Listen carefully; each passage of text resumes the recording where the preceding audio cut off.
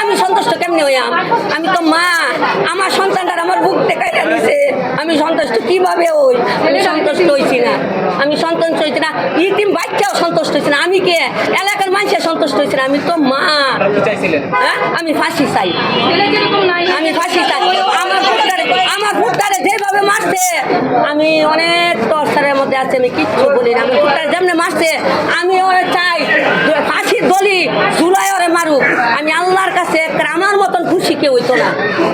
এই টেনশনে বাপ মারা গেছে আজ 1.5 মাস ধরে। পরবর্তীতে আফরোজা শেখ যখন জানতে পারে যে তার পূর্বের স্ত্রীর সাথে তার সম্পর্ক আছে, এই বিষয় নিয়ে আফরোজা শেখ তাকে হত্যা করার চক্রান্ত করে এবং পরবর্তীতে কোনো এক সময় ঘুমের বড়ি খাওয়ায় তাকে ঘরের ভিতরে তাকে গলার মধ্যে উন্না দিয়ে পেঁচিয়ে শ্বাস শুদ্ধ করে তাকে হত্যা করে। হত্যার এক পর্যায়ে তাকে খেতা দিয়ে পেঁচিয়ে তারই বাড়ির পাশে একটা পচা পুকুরে কচুরি পাড়ার নিচে নিয়ে লাশ গোপন করে। এই মামলাটিতে আমরা 12 জন সাক্ষী সাক্ষ্য গ্রহণ করি এবং 12 জন সাক্ষীর সাক্ষ্য এবং এই আফরোজা শেখ নিজে স্বেচ্ছায় বিজ্ঞ ম্যাজিস্ট্রেটের কাছে স্বীকারোক্তি প্রদান করে।